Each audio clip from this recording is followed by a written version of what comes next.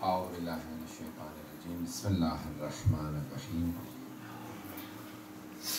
الحمد لله رب العالمين والعاقبة لأهل التقوى واليقين والصلاة والسلام على أشرف الأنبياء والمرسلين خاتم النبيين بالقاسم محمد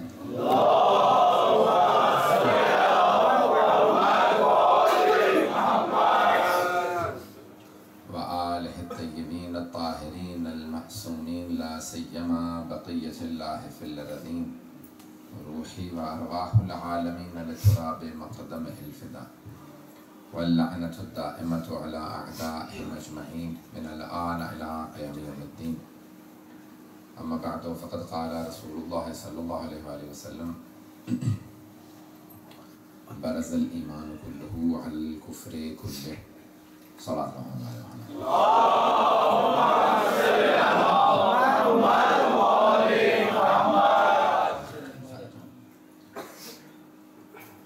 سابقاً نے مجلس بسلسلہ شہادت جناب سکینہ سلام اللہ علیہ رکھی اور عنوان سے انہوں نے مجھے کہا ہے کہ ایک جنگ سے متعلق کچھ مسائل پیش کروں اور پھر بی بی کی شہادت سے متعلق کچھ مسائل کو جملے پیش کروں۔ مجالس کا سلسلہ انسان گھر میں برپا کرتا ہے کیونکہ جانتا ہے کہ ان مجالس کی برکات، ان کے فیوض اور جو رحمتیں ہیں اس ذکر کی وجہ سے جو نازل ہوتی ہیں، ہر انسان چاہتا ہے اس گھر میں نازل ہو۔ اور کثرت سے روایات میں وارد ہوا ہے کہ جس جگہ مجلس برپا ہوتی ہے اور مصائب سید الشہداء پڑھے جاتے ہیں وہاں پہ ملائکہ نازل ہوتے ہیں۔ مرحوم آیت اللہ سید محمد رضا بہاؤالدینی نے اپنے درس میں متعدد مرتبہ دہرایا کہ جناب ختم مرتبت نے حدیث قصہ میں 2 مرتبہ قسم کھا کے کہا ہے کہ جہاں پہ بھی پڑھی جائے گی حدیث قصہ وہاں وحفت بہم الملائکۃ واستغفرت لہم لا یتفرقوا، کہ وہاں ملائکہ نازل ہوں گے اور پورے اس مجمع کو اپنے احاطے میں لے لیں گے، چاروں طرف سے ان کو گھیر لیں گے اور ان کے لیے تب تک استغفار کرتے رہیں گے جب تک کہ متفرق نہ ہو جائے۔ توجہ ہے نا نہیں ویسا؟ عزیزان گرامی، تو یہ مجالس کا اہتمام کیا جاتا ہے کیونکہ ہمارا یقین ہے، ہمارا ایمان ہے کہ ان میں ملائکہ بھی نازل ہوتے ہیں اور اس میں بلند و بالا شخصیات بھی آتے ہیں۔ اگر سلام پڑھ کے تھوڑا سا آگے تشریف لے آئیں گے۔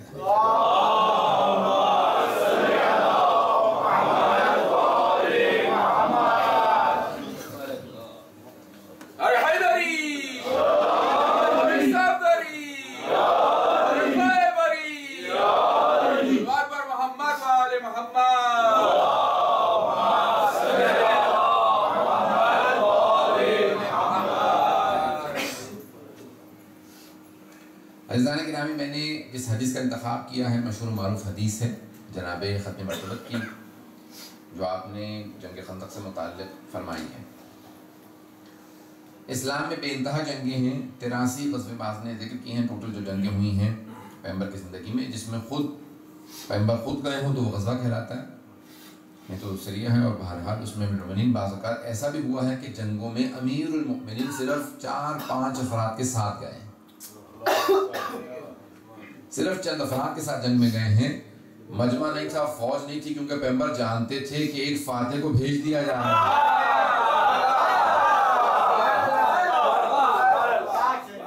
اتنی بڑی فوج کو بھیجنے کا اتنا خرچہ،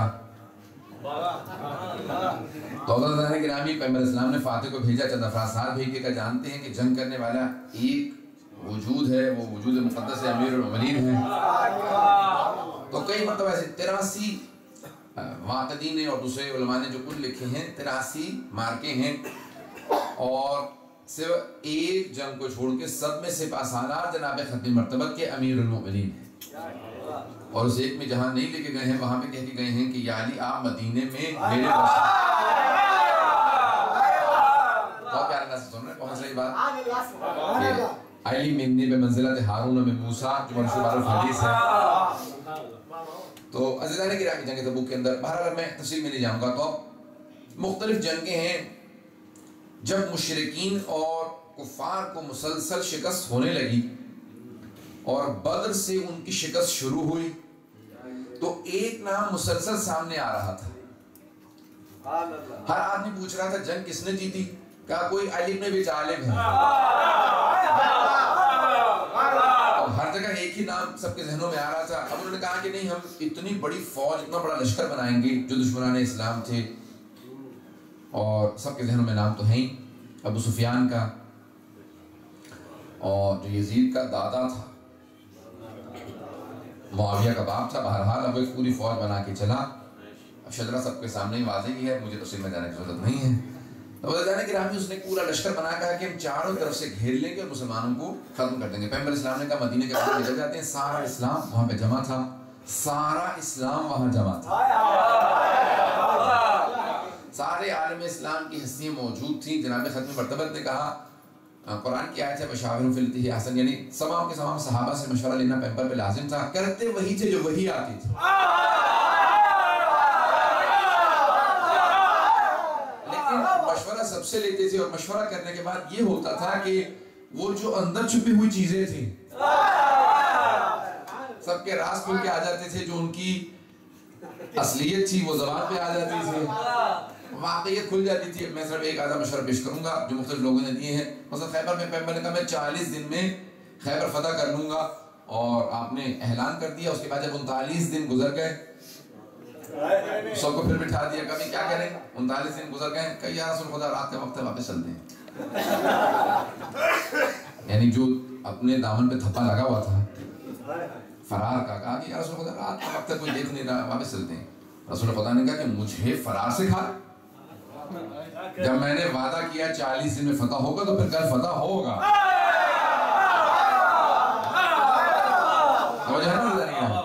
تو اب تفصیل میں مجھے نہیں جانا کیونکہ خیبر سے متعلق نہیں پیش کروں گا. خیبر میں پورا سینہ لگانا پڑتا ہے اور اس میں بہت زور لگتا ہے، اور میں جب خیبر پڑھ رہا ہوں تو پھر میں اپنے آپ میں نہیں ہوتا. پھر وجود جہاں پہ بھی ہو روح نجف میں ہوتے ہیں.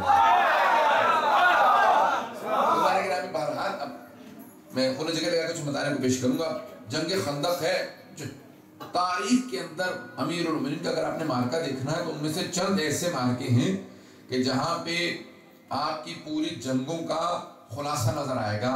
اگر نچوڑ دیکھنا، چند جنگیں ہیں آپ کے اپنے دور کی، تو تینوں جنگیں جمل، صفین، نہروان، تینوں دیکھنے والی جنگیں ہیں.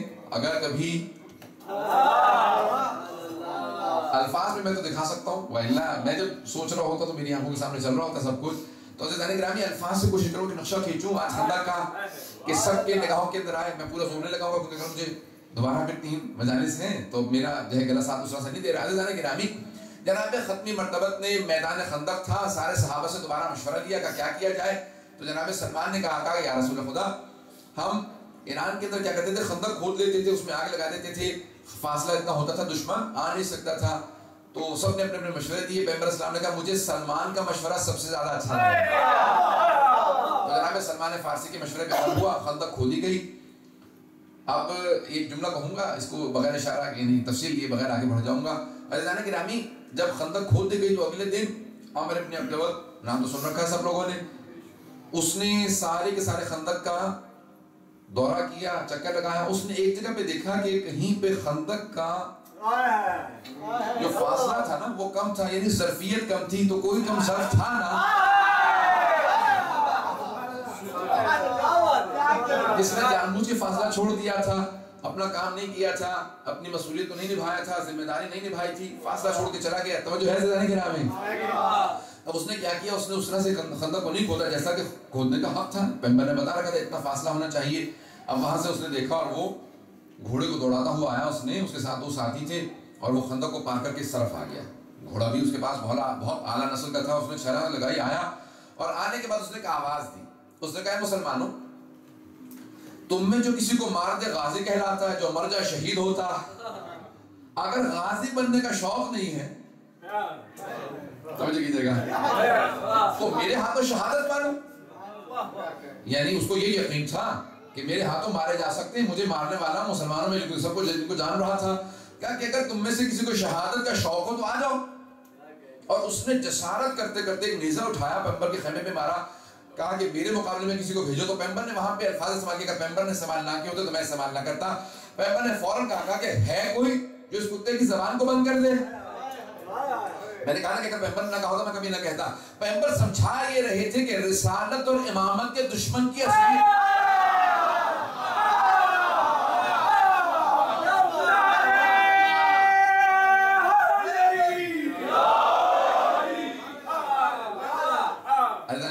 جگہ ہے. بالکل میں جلدی سے چلتا جاؤں گا، توجہ میرے ساتھ رکھیے گا. خندق کو پیش کرنا چاہ رہا ہوں آپ کے سامنے. پیغمبر اسلام نے اس وقت امیر المومنین جو بار بار کہہ رہے تھے یا رسول خدا مجھے اجازت دیجیے، پیغمبر نے کسی اور کی طرف دیکھا کہ اور کوئی جانا چاہتا ہے. ایک صاحب کھڑے ہوئے کہا جاؤ گے تم؟ کہا نہیں یا رسول خدا جانے کی بات نہیں کر رہا ہوں، میں صرف یہ بتانا چاہ رہا تھا کہ میں اسے جب کافر تھا تب سے پہچانتا ہوں، یعنی جب وہ خود کافر تھا.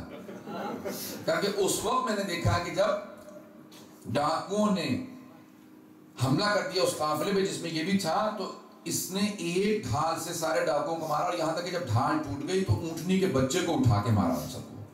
پیغمبر نے مجھے ڈرا رہے ہیں اس سے، پتہ نہیں کیا کیفیت تھی بعض لوگوں کی. پیغمبر نے کہا بیٹھ جاؤ، بٹھا دیا اس کو. پھر دوبارہ ایک مرتبہ آواز کر کے ہے کوئی اس کے مقابلے میں جانے والا؟ جب پیغمبر نے تیسری مرتبہ آواز دی اور ہر دفعہ صرف امیر المومنین کھڑے ہو کے کہہ رہے تھے یا رسول خدا اجازت دی، تب تیسری مرتبہ ختمی مرتبہ نے کہا کہ یا علی میرے ساتھ آئیے ذرا خیمے کے اندر. پیغمبر نے اپنی ابا قبا امیر المومنین کی ابا قبا سے تبدیل کی اور ایک مرتبہ ذرا اپنے ہاتھوں سے پہنائی، اور باہر بھیجنے کے بعد کہا کہ یا علی اپنا امامہ مجھے دیجئے اور میرا امامہ آپ لے لیجئے. میں نے بہت سوچا یا رسول خدا جہاں ابا قبا تبدیل کی تھی وہی امامہ بھی تبدیل کر لیتے ہیں. پیغمبر نے کہا میرے بعد میرے امامے کا مسئلہ ہوگا، میں ابھی سے حل کر کے جا رہا ہوں، میرے امامے کا مسئلہ ہے.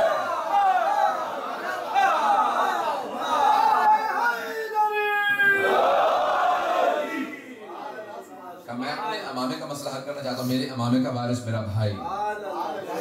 اب پیغمبر اسلام نے فوراً جناب امیر کو تیار کیا اور بھیجا. جب جناب امیر چلنے لگے تو روایت کے الفاظ یہ تاریخ میں سب مورخین نے لکھا کہ جناب ختمی مرتبہ کچھ قدم امیر المومنین کے پیچھے پیچھے چلتے رہے، کچھ دور تک آئے اور رکنے کے بعد دونوں ہاتھوں کو بلند کیا، کہا پروردگارا بدر میں تو نے عبیدہ کو مجھ سے لے لیا، احد میں حمزہ کو لے لیا، پروردگارا بس اب میرے پاس ایک علی ہی رہ گیا، علی کو مجھ سے مت لینا. یعنی اتنی محبت کا اظہار فرما رہے ہیں کہ سارے صحابہ کا مجمع سن رہا ہے کہ پیغمبر کس عقیدت اور کس محبت کے ساتھ امیر المومنین کا نام لے کے کہہ رہے ہیں کہ پروردگارا مجھ سے علی کو مت لینا، مجھے علی بے انتہا عزیز ہے. اب جناب ختمی مرتبہ اپنی محبت کا اظہار فرما رہے ہیں. روایت کے الفاظ یہ ہیں کہ جیسے جناب امیر کو بھیجا تو جناب امیر کے دائیں طرف جناب جبرائیل چل رہے تھے، بائیں طرف جناب میکائیل چل رہے تھے، توجہ، اور سامنے جناب اسرائیل چل رہی تھی جناب ملک الموت. کا جہاں جہاں امیر المومنین تلوار چلاتے تھے وہاں پہ یہ پروں سے روکتے تھے، کیونکہ آج امیر المومنین کو جلال تھا. کس بات کا جلال تھا؟ کہ توہین رسالت ہوئی ہے. آج علی ابن ابی طالب بدلہ لینے کے لیے جا رہا ہے، کہا کہ تلوار کو روکنے کے لیے. یہ تین مراکز ساتھ ساتھ چل رہے تھے. ذہن گرامی میں نے کہا کہ تین سب سے جو عظیم فرشتے تھے وہ سب کے سب اپنے پروں کو روک رہے ہیں. کون ہے جناب جبرائیل جو اللہ کا پیغام لے کے آتے ہیں. یہاں سے امیر المومنین نے ایک تلوار چلائے کا ایک خط میرا بھی لیتا جا. عزیزان گرامی زیادہ وقت نہیں لوں گا، مجھے صرف خندق کو پیش کرنا ہے. وہاں پیغمبر اسلام نے مشہور و معروف حدیث کہی، کہا کہ جو بھی میرے بھائی علی کی فتح کی خبر مجھے دے گا میں اسے جنت کی ضمانت دوں گا. اب سب کو شوق ہوا کہ اتنے آسانی سے جنت ملنے والی ہے، علی نے تو جیتنا ہی ہے. تو سب کے سب بھاگنے لگے. کسی نے گھوڑا لے لیا، کسی نے کہا نہیں صحرا ہے اونٹ لے لو، کسی کا نہیں مجھے اپنی ٹانگوں پہ بہت ناز ہے.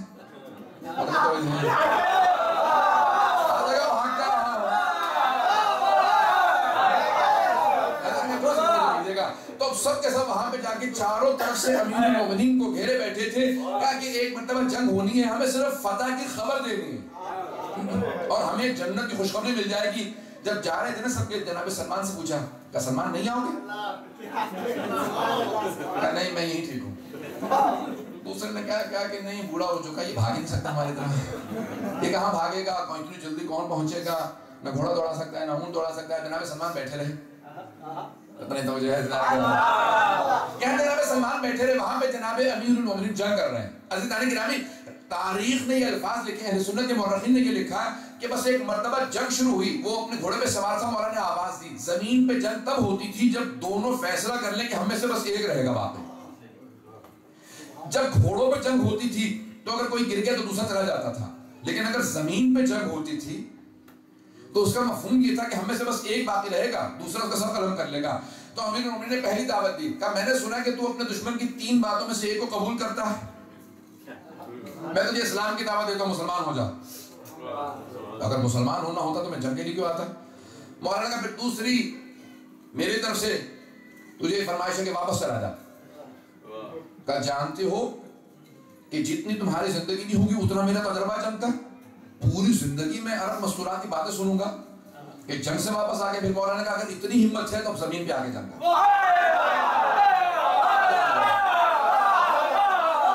مولانا کا تیسرا مطالبہ یہ ہے کہ زمین پہ آگا. بس یہ جملہ سننا تھا کہ ایک مرتبہ اس کے ہاتھ میں 2 تلواریں تھیں, 2 نیزے تھے اور ہر چیز کے 2 تھے. مولانا نے کہا ہر چیز تیرے پاس 2 ہے تو پھر تیرے جسم کے 2 ٹکڑے کر دو. عزیزان گرامی اس نے پوری قوت سے اپنے گھوڑے پہ سے جست لگائی اور چھلانگ لگا کے امیر المومنین پہ وارد ہوا. مولانا نے ایک ڈھال سے روکا, اس کو دھکیل کے پیچھے زمین پہ پھینکا, اٹھا. جب ایک مرتبہ جنگ شروع ہوئی محسوس یہ ہوتا تھا گرد و غبار اڑ رہا تھا. میں تھوڑا سا رکشہ کھینچوں گا, کوشش کروں گا کہ آپ کی آنکھوں کے سامنے خندق کا میدان بننے لگے, حیدر کرار کا وجود آنکھوں میں چمکنے لگے, میرے مولا کے تیزی سے پاؤں چلنے لگے, زمین سے خاک اڑی, سارے صحابہ کہنے لگے. اتنی دھول اڑ رہی تھی کہ ہمیں کچھ نظر نہیں آ رہا تھا اور کچھ ایسے تھے جو دیکھنا ہی نہیں چاہ رہے تھے.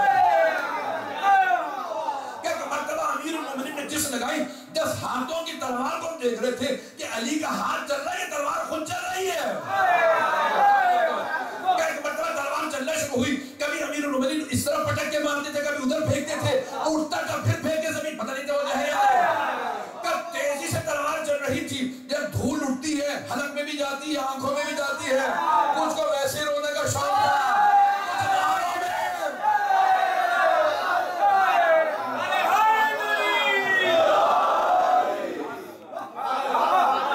کچھ غاروں سے عادت ڈال کے آئے ہوئے تھے. تو لہنا دلانے کی رامی. تو ایک مرتبہ میرے مولا نے بہت تیز سے جنگ شروع کی. ایک مرتبہ آواز ہے اللہ اکبر, بس یہ اللہ اکبر کی آواز آنی تھی. سب کے سب سمجھ گیا کہ امیر المومنین اب فتح یاب ہو چکے. دیکھا سب نے ایک مرتبہ گرد بیٹھی, مولا سینے پہ سوار تھے, اس نے جسارت کی. الفاظ میں دہرانا چاہتا, سب کے سامنے بات آ گئی ہوگی. ایک مرتبہ میرے مولا اٹھے اور چلے گئے. پیغمبر اسلام کی جو میں نے حدیث عنوان قرار دی ہے, شیعہ سنت سب مورخین نے لکھی ہے, محدثین نے لکھی ہے کہ برز الایمان کلہ علی الکفر کلہ. آج کل ایمان, آج کل ایمان کل کفر کے مقابلے میں جا رہا ہے. یعنی جو کچھ تھا اسلام کسی احاطے کے اندر تھا, محاصرے میں تھا, سارے اسلام کی نمائندگی دیکھنی ہے تو علی کو دیکھیں. کہا اور اس طرف کون نے کہا کہ اس طرف کل کفر ہے جو علی کے مقابلے میں آئے, وہ کفر ہے. تو عزیزان گرامی دوسری جو حدیث ہے اسی میدان کی ہے, خندق کی ہے, کیا کہ ضربت علی من یوم الخندق افضل من عبادت ثقلین. علی کی ایک ضربت ثقلین کی عبادت سے افضل ہے. تمام انسانوں کی ایک ضربت, ایک ضربت. عزیزان گرامی اہل سنت کے مورخین نے لکھا کہ 70 ضربتیں چلی تھیں میدان خندق میں. مولا نے 70 ضربتیں, اہل سنت کی تاریخ ہماری نہیں پیش کر رہا, 70 ضربتیں چلی تھی. تو کون سی ضربت؟ ایک ضربت. پیغمبر نے 70 ضربتیں نہیں کہیں, ایک ضربت, جس کی ایک ضربت ثقلین کی عبادت سے افضل ہو. وہ کون سی ضربت؟ وہ چلنے والی نہیں, وہ جو ایک ضربت روکی تھی.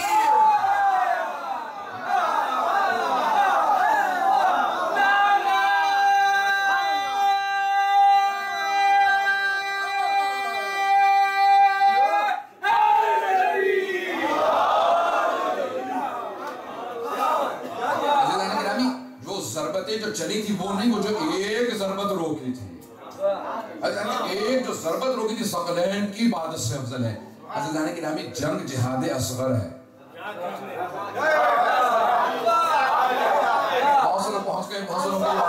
عزیزان گرامی جنگ جہاد اصغر ہے, جس کا جہاد اصغر اور سارا جہاد اصغر نہیں، جہاد اصغر کی ایک ضربت ثقلین کی عبادت سے ہماری لاکھوں روح قربان اس امیر پہ کہ جن کے جہاد اصغر کی ایک ضربت ثقلین کی عبادت سے افضل ہو، اس کی ساری عبادت دنیا اندازہ نہیں لگا سکتی.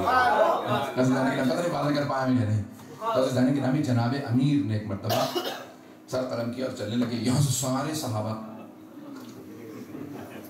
میں نے تو کچھ کہا ہی نہیں، سب کے سب رسول خدا نے کہا تھا جو سب سے پہلے خبر دے گا میں اسے جنت کی بشارت دوں گا. اب دیکھیں عزیزان گرامی، وہاں لین تو بنے ہوئے نہیں تھے. پتہ نہیں میں باتیں کر رہا ہوں، نہ کوئی شرط تھی کہ کوئی کسی کو کوہنے نہیں مارے گا، دھکا نہیں دے گا، ٹانگ نہیں کھینچے گا، آنکھوں میں انگلی نہیں مار دے گا. پتہ نہیں توجہ ہے نہیں ہے. اب سب کو ایک بات کی جلدی ہے کہ ہمیں ویسے تو جنت بہتوں کو ملنے والی نہیں ہے. سب کے سب دوڑ رہے ہیں اور دوڑتا ہوا دیکھا جناب سلمان فارسی کے ضعیف آنکھوں نے کہا یا رسول خدا، آپ کو آپ کے بھائی علی کی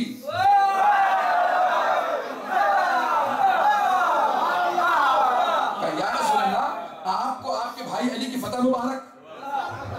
جناب ختمی مرتبہ نے کہا سلمان تمہیں جنت میں. اب وہاں سے دوڑتے ہوئے ہانپتے کانپتے ایک آدمی نے کہا یا رسول خدا علی جیت گئے. کہا سن چکا ہوں.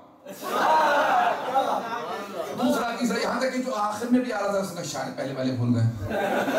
ہر آدمی کہہ رہا ہے یا رسول خدا علی کی فتح ہو گئی. کہا جی جانتا ہوں، بیٹھ جاؤ. اب سب کے سب بیٹھ کے کہا کہ یہ ہم تو جنت کسے ملی ہے تم میں سے؟ ایک تو دوسرے سے پوچھنے لگے. کہا میں تو مجھے یہی کہا کہ وہ تو پتہ نہیں بات آ رہے ہیں. اب سب ایک دوسرے سے پوچھ رہے کہ تمہیں جنت ملی ہے؟ کہ مجھے تو نہیں ملی. یعنی خود شہادت دے رہے ہیں، گواہی دے رہے ہیں کہ جنت.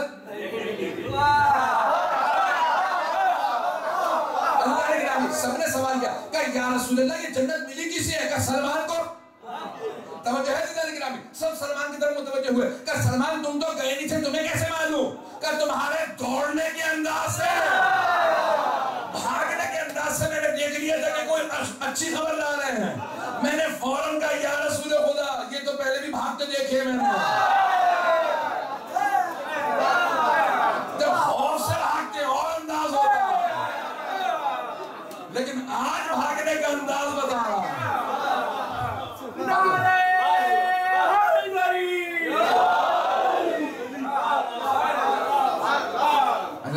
جو ذہن فوراً تمرکز کر سکا، جو مطالب کو ذہن میں لے کے آیا تھا میں نے پیش کیا ہے. مطالب ابھی بھی بہت سے پیش کر سکتا ہوں. کسی نے آتے ہوئے دیکھا امیر المومنین کو، اعتراض کیا. کہا یا رسول خدا یہ علی کیسے چلتے ہوئے آ رہے ہیں؟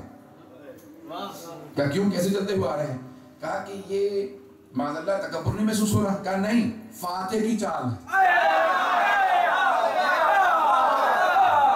کہ یہ فاتح کی چال ہے، یہ جیتنے والے کی، وکٹوریس کی، کانکرر کی. پتہ نہیں توجہ ہے کہ نہیں ہے. جتنے بھی الفاظ آتے تھے فاتح کی چال ہے. اب کسی نے فتح کیا ہو تو پتا.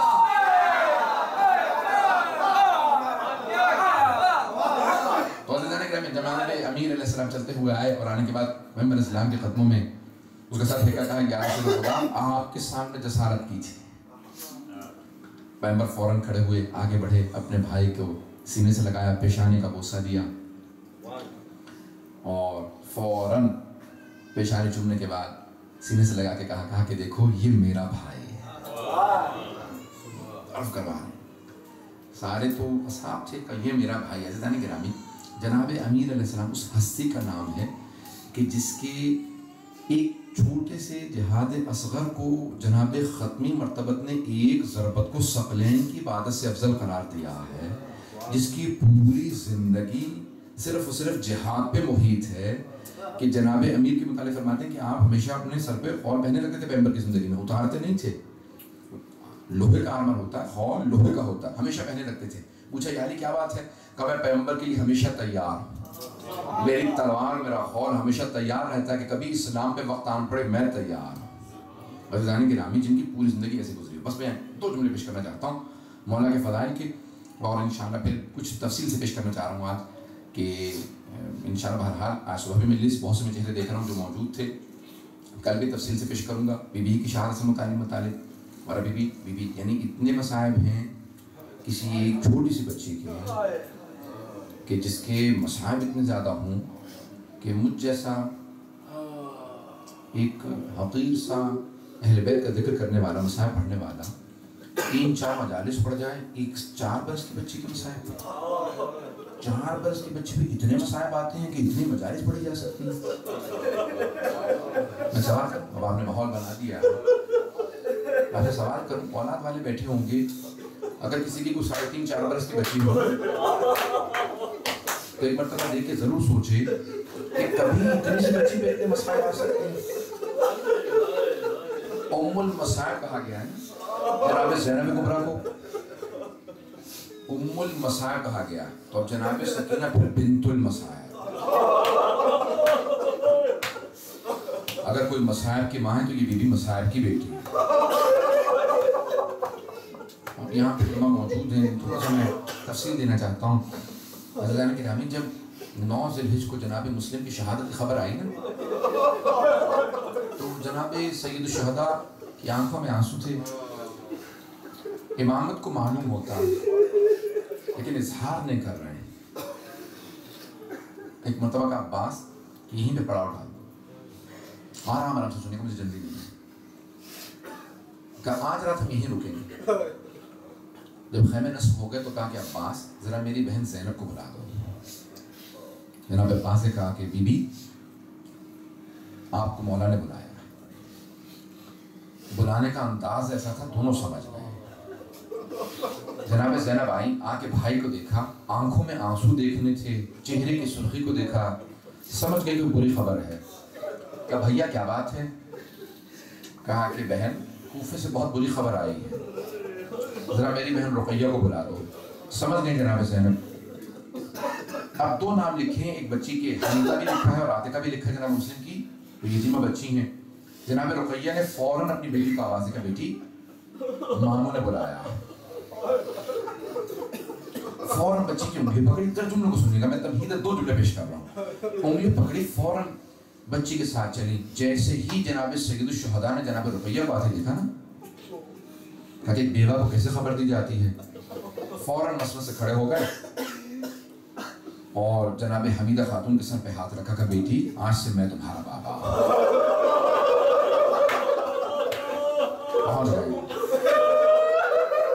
بس بچی کے سر پہ ہاتھ رکھنا تھا، ہاشمی بچی تھی، امیر المومنین کی نواسی تھی، ابو طالب کا خون۔ بچی فوراً سمجھ گئی، سر اٹھایا کہ ماموں جان میرے بابا کی خیریت ہے۔ سمجھ گیا کہ بیٹی آج سے میں تمہارا بابا ہوں۔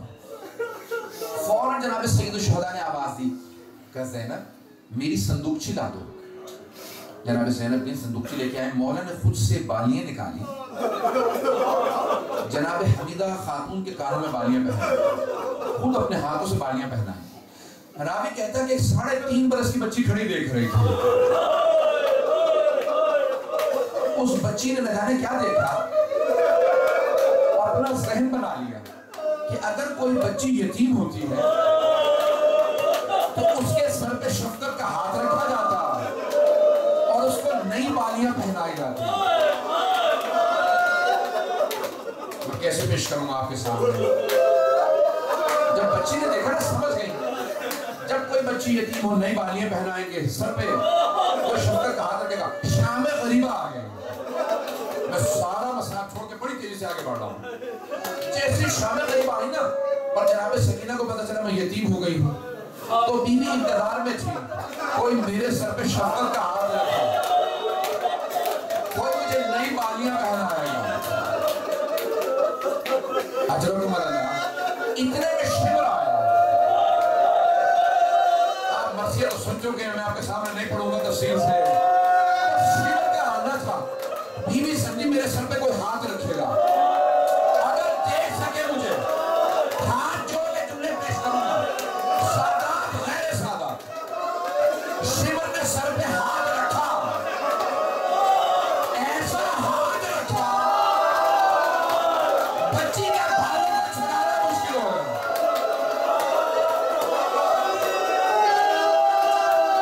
اجرکم اللہ،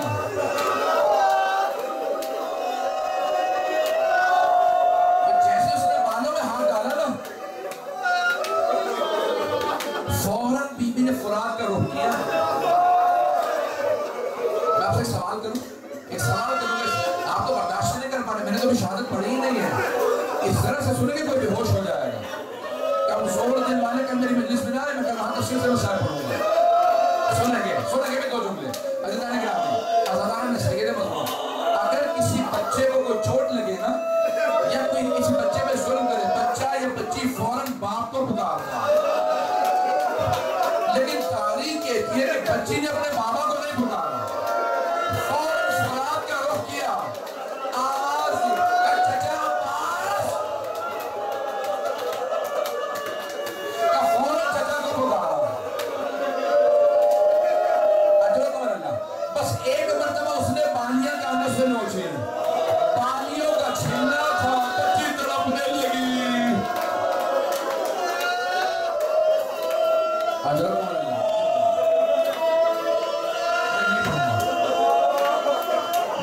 نہیں پڑھوں گا. بس 2 جملے شام غریبہ کے سن لیجیے. میں شہادت نہیں پڑھوں گا, وعدہ کرتا ہوں میں شہادت نہیں پڑھوں گا. شہادت کرنے کے لیے چھوڑا, جملے سنیں گے. بس بھئی شام غریبہ میں بالیوں کا اترنا تھا, بہتا ہوا خون شانوں پہ گرنے لگا. بس بھئی کسی یتیم بچی کے ساتھ ایسا نہ ہو جو حسین کی یتیمہ بچی کے ساتھ ہوا. ایک مرتبہ روایت کے الفاظ ہیں, جناب زینب کبریٰ نے شام غریبہ میں آواز دی, کہا بہن ام کلثوم ذرا سب بچوں کو جمع کر لو, بیویوں سے کہو اپنے اپنے بچوں کو دیکھ لیں. ایک مرتبہ آواز دی جناب رباب نے, کہا بی بی میری بچی پاس نہیں ہے, حسین کے سینے پہ سونے والی. چلیے جناب زینب کبریٰ اٹھی, آواز دی, کہا سکینہ مجھے آواز دو. سکینہ کہاں ہو؟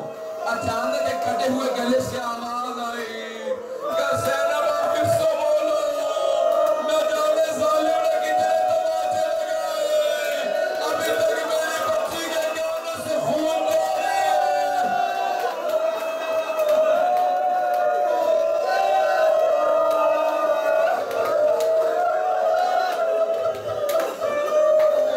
آخری جملے پیش کر رہا ہوں, نہ آپ میں سننے کی طاقت رہی ہے, نہ مجھے پڑھنے کی. میں تو سوچ کے آیا تھا بڑے مسائل پڑھوں گا, آپ میں تو برداشت نہیں ہے اتنے مسائل پڑھنے کی. آخری جملے سن لیجیے. جب جناب زینب آگے بڑھی نا, جناب سکینہ کو اٹھایا, اپنے کانجے میں رکھا, سوال کیا کہ بی بی سر تو قلم ہے بابا کا, کیسے پہچانا یہ بابا کا سینہ ہے؟ کہ پھوپھی اماں جب مجھے تماچے لگے, میں نے جب عباس کو پکارا, جب کوئی نہ آیا, میں پتھر پہ اتری, میں نے آواز دی, بابا مجھے آواز دو, بابا مجھے ریت پہ نیند نہیں آتی, بابا میں آپ کے سینے پہ سونا چاہتی ہوں. پھوپھی اماں اس کٹے ہوئے گلے سے آواز آئی, الیہ الیہ یا مولیہ, اور میری لفظ جگہ میرے پاس آنا.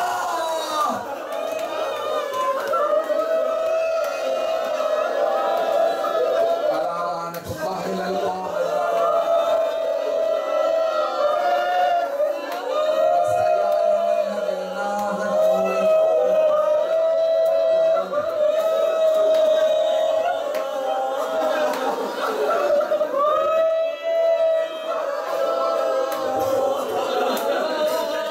میں ایک واسطہ دوں گا, ایک واسطہ. میں یقین مانے بہت تفصیل سے پڑھنے والا تھا. میں ایک واسطہ دوں گا, ہاتھوں کو بلند کیجئے گا, ذرا ایک مرتبہ آنکھیں بند کر کے شام کے زندان کو تصور کرنا. جب بیویوں کو رہائی ملی, رہائی ملنے کے بعد جو لوٹے ہوئے تبرکات تھے نا, وہ واپس آنے لگے. اگر دیکھ سکے ہاتھوں کو بلند کیجئے گا, ہاتھوں کو بلند کیجئے گا, سب بھائی ہاتھوں کو بلند کیجئے گا. اس سجاوت دعا کا وقت ہے. اس وقت کوئی دعا رد نہیں ہوگی. امام حسین کو ان کی بیٹی کا واسطہ دیجئے گا, قسم کھا کے کہتا ہوں کوئی دعا رد نہیں ہوگی. بس میں ہاتھوں کو بلند کر کے جب دیکھ سکے, ہاتھوں کو بلند کر کے جب تبرکات واپس آنے لگے نا, شہداء کے ساتھ آئے اور تبرکات آئے. تبرکات میں جب تبرکات واپس آ رہے تھے تو چھوٹی چھوٹی بالیاں آئے, نہ جانے کیا عالم تھا, جناب رباب تڑپنے لگی. جناب رباب تڑپ رہی تھی,